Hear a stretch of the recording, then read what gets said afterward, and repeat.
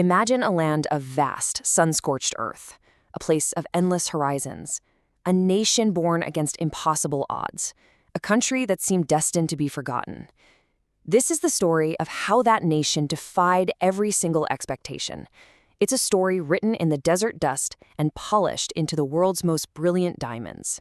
This is the story of Botswana. So let's start with this number, $70.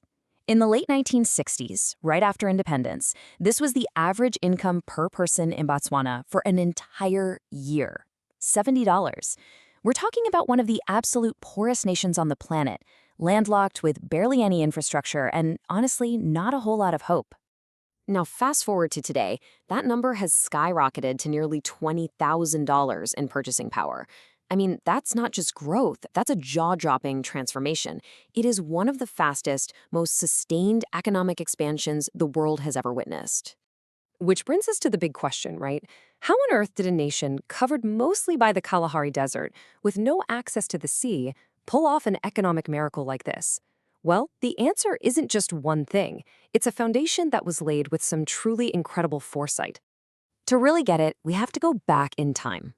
Long before anyone knew about the wealth hidden beneath the sand, Botswana was already building something unique, something defined by stability, by negotiation, and by a deep, deep respect for democracy. You know, what's so remarkable about this timeline is what's missing: widespread conflict. Back in 1885, its leaders chose to become a British protectorate to avoid being swallowed up by their neighbors. Then, in 1966, led by their first president, Sir Seretse Khama, they negotiated a completely peaceful independence. And then, just 1 year later, a discovery was made that would change the nation's destiny forever. And here is the bedrock of the entire story. Since independence, Botswana has held fair, consistent, and uninterrupted democratic elections. This created something incredibly rare and valuable: a stable and predictable environment. And that stability would prove to be absolutely crucial for what was coming next. Which, of course, brings us to the glittering heart of Botswana's economy. The discovery of diamonds, well, it could have gone one of two ways.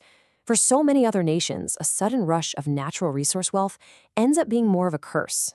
It's a phenomenon called the resource curse, and it's a tragic paradox, really. You find oil or gas or minerals, and suddenly that windfall of money fuels corruption, it fuels conflict, and the economy actually gets worse. Everything becomes about that one resource, and all the other parts of the economy just wither away. Botswana was staring right into that very trap. So the question is, how did they do it? How did they manage to turn what could have been a devastating curse into an unprecedented blessing?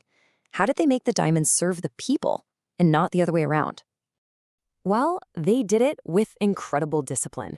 Instead of just spending all that money, the government built its future on a few key pillars. They set up strong, transparent institutions to manage the wealth. They were smart with their money, avoiding the massive debt that trapped so many other countries. And here's the most important part: they reinvested the diamond money directly back into the people, building schools, roads, hospitals. It created this virtuous cycle, turning diamond wealth into human potential. But just as Botswana was reaching these new heights of prosperity, the country was hit by a crisis that threatened to wipe out every single gain it had ever made. A biological catastrophe that was almost unimaginable.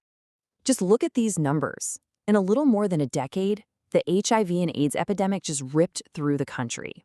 Life expectancy plummeted from over 64 years all the way down to just 49. It was a national trauma, a demographic collapse that tested the very soul of the nation. But here is where you really see Botswana's character shine through. The nation responded not with despair, but with a methodical, world-leading plan. In 2002, it became the first country in Africa to provide free antiretroviral treatment to everyone who needed it. They launched huge public awareness campaigns, partnered with global health experts, and as a result, they basically eliminated mother-to-child transmission and saved an entire generation. So after all that, what does Botswana look like today? Well, the success is real, but the modern nation is a fascinating place of profound contrasts, a land of powerful dualities. Geographically, it's a tale of two extremes. More than 2/3 of the country is the vast, arid Kalahari Desert. And yet, up in the north, you find the Okavango Delta, this lush, sprawling wetland just teeming with wildlife. It's so unique, it's a UNESCO World Heritage Site. a true oasis, a jewel in the middle of the desert. And the economic paradox is just as stark. Botswana is home to Jwaneng, literally the richest diamond mine on Earth, a source of almost unimaginable wealth. And yet, that wealth hasn't created jobs for everyone. The nation is grappling with an unemployment rate of over 25%. This is the big challenge for Botswana today. How do you diversify an economy that was built on one single brilliant resource? This story of contrasts also applies to its people. While the Swana people make up the vast majority, Botswana is also the ancestral home of the San, one of the oldest continuous cultures on the planet. But their modern story is complicated and often painful. Many have been relocated from their lands in the Central Kalahari Game Reserve, a move the government said was for conservation, but that critics argue is tied to resource development. It's still a deeply sensitive issue, a difficult contrast inside this otherwise peaceful nation. So let's try to bring all these threads together. When you look at the whole picture, the successes, the challenges, the contrasts, what you start to see is a unique formula, something that people are now calling the Botswana model. So what does that model look like? Well, it's a mix of being the least corrupt country on the African mainland, having consistently high ratings for democracy, and enjoying over 50 years of political stability. We saw that proven again in 2024, when, after 58 years of one party in power, an opposition coalition won the election and power was transferred peacefully. That's the sign of a truly mature democracy. And that leaves us with one last thought. Is Botswana's story just a miracle? A lucky break with good leadership and good fortune? Or is it a blueprint? A real, replicable model of smart policy, democracy, and resilience that other nations could actually learn from?